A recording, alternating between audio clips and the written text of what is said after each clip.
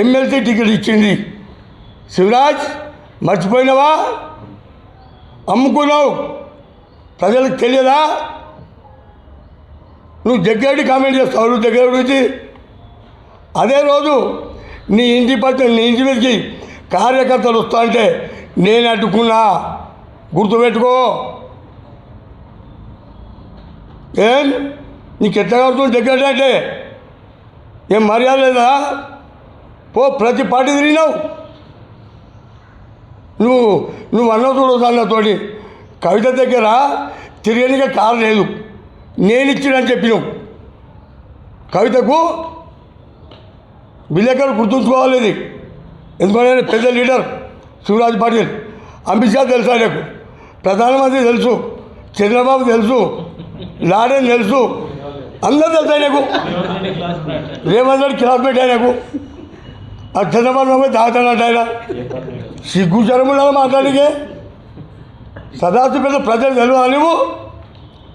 నువ్వు ఎలక్షన్ నిలబడతావు, నీ వారి లోపల ఇలవాడి పోతావు, దండం పెడతావు, వాళ్ళకి ఏదో నోట్లు వేస్తావు, తాపుతావు, తినబెడతావు, 5,000 కోట్లు 10,000 కోట్లు కొనుక్కున్నా అంటావు. మళ్ళీ నువ్వు నీ భార్య నీ బావమది ఎప్పుడైనా కార్యకర్తలకు అడిగినా? వాళ్ళు వెళ్ళి మీరు విలేకరులు ఉన్నారు, మీరు తిరగండి. ఎప్పుడైనా వాళ్ళ భార్య కానీ ఆయన కానీ వాళ్ళ బామర్ది కానీ వాళ్ళు తిరిగిన అడగండి. అన్ని పార్టీలు పోయినాయిగా, ఇంకో పార్టీ పో.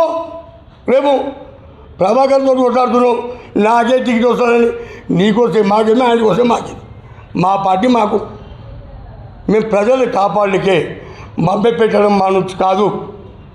మా తూర్పు చెప్పాక ఎసటి మాట తప్పడు, తప్పకుండా ఆయన చేసి చూపిస్తామని చెప్పేసి పత్రికా ముఖాలు చెప్తున్నాం.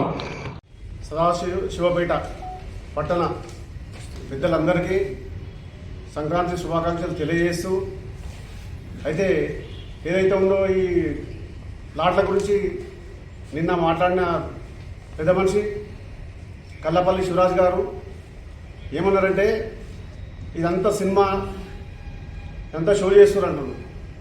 అంటే నిరుపేదలకు ప్లాట్లు ఇవ్వడం వాళ్ళకు షో అనిపిస్తున్నట్లేదు. మరి మాకు తెలియదు. మరి మేమైతే నిజంగా కూడా అప్పట్లో జగ్గారెడ్డి గారు మరి ఇంకోటైనా మర్చిపోయినట్టున్నాడు.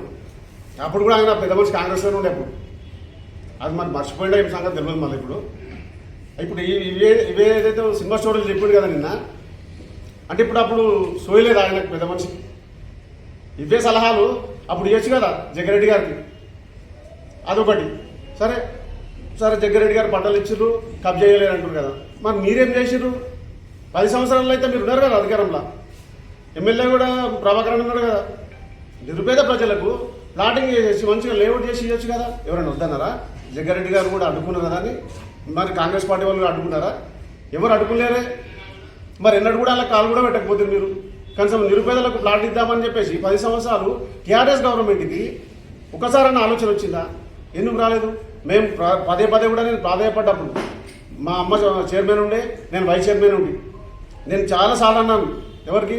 మన గౌరవనీయులు మన మాట ఇస్తే మడవదిప్పని చింతా ప్రభాకర్ అన్న ఎమ్మెల్యే గారికి చాలాసార్లు అన్న నిరుపేదలకు ఆ ప్లాట్ ఇస్తే గుర్తుంటుందన్న మనకు టీఆర్ఎస్ గవర్నమెంట్ అంటే. లేదు దాని గురించి నువ్వు మాట్లాడకు.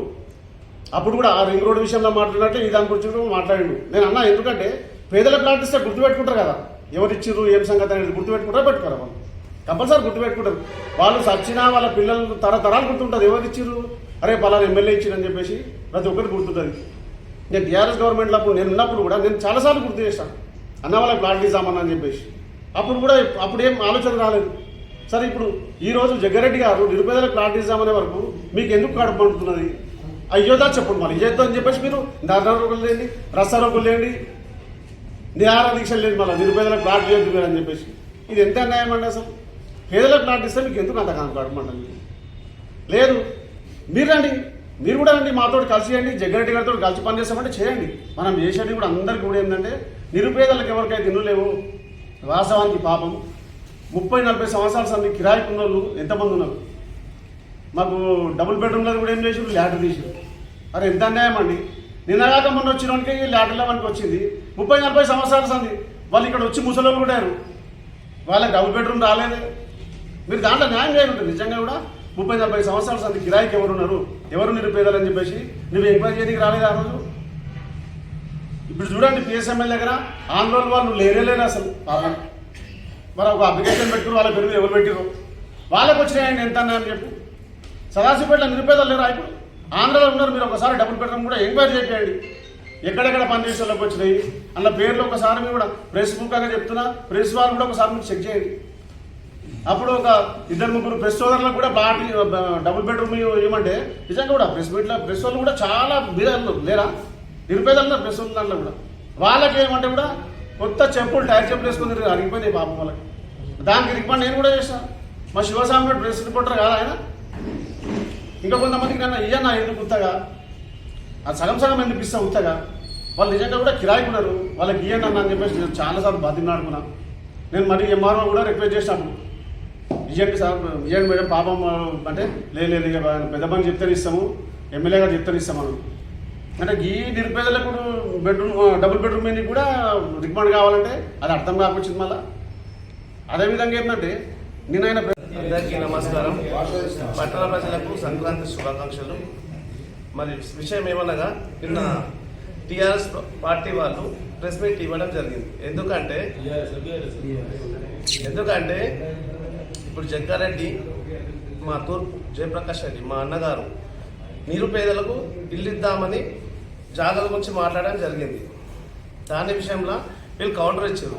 గతంలో కాంగ్రెస్ వ్యక్తులు పట్టాలు అమ్ముకున్నారు అవి ఇవన్నీ.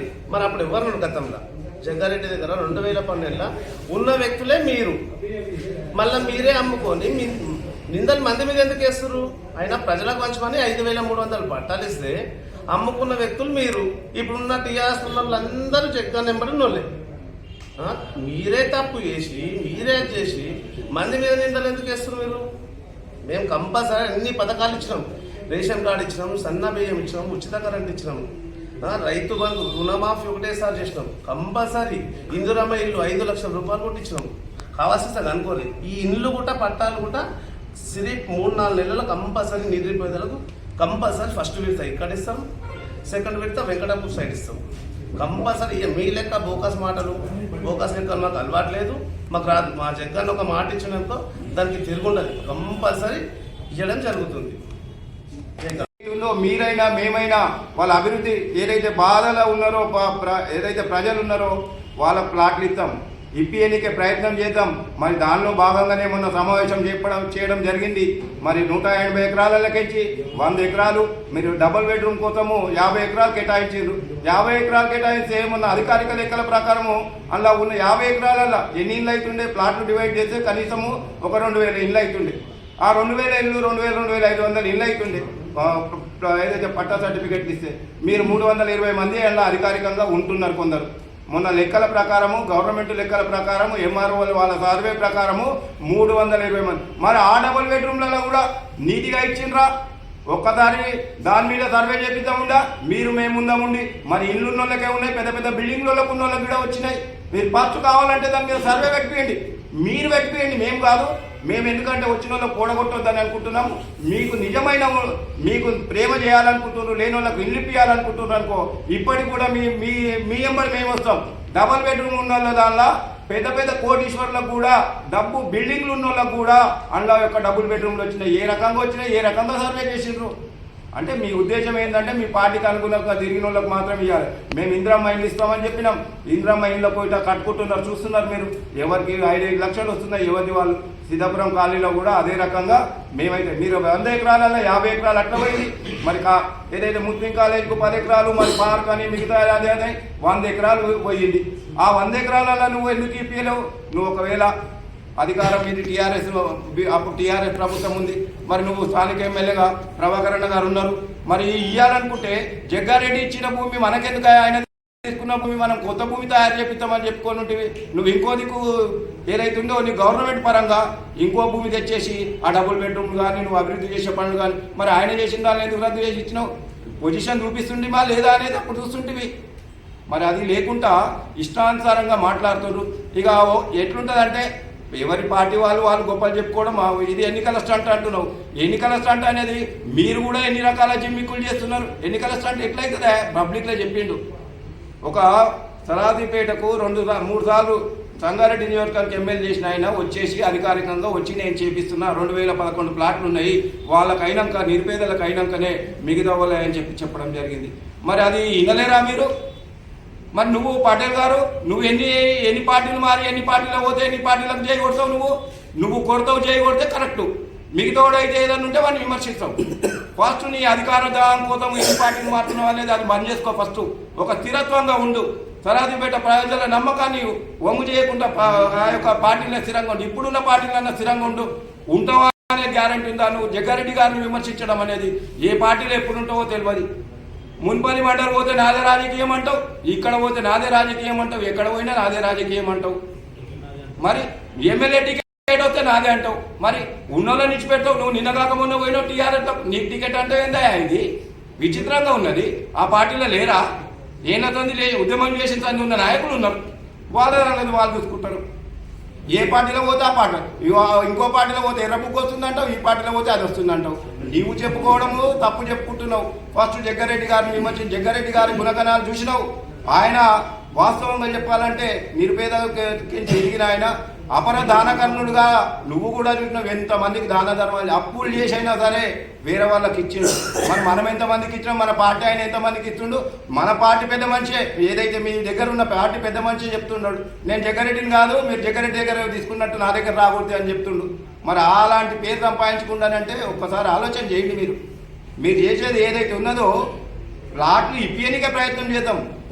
నీకు వద్దు. మేము కూడా జగ్గారెడ్డి సార్కు అదే చెప్పినాము, ఆయన కూడా అన్నాడు, చెప్పినందుకే ప్లాట్లు ఇప్పియనికి వచ్చిండు. మరి ఇయ్యొద్దని అంటున్నారా? మరి చెప్పండి. మరి పట్టణ పబ్లిక్ పెట్టేసి మేము ఇయ్యొద్దని మా సిద్ధాంతం ఉన్నది, మా బీఆర్ఎస్ పార్టీ సిద్ధాంతం, ప్లాట్లు ఇయ్యొద్దు అనుకుంటున్నాము, కాంగ్రెస్ వాళ్ళు ఇస్తామంటున్నారు, అవి ఇయ్యనీయకుండా చూస్తున్నాం మేము అని చెప్పుకోండి.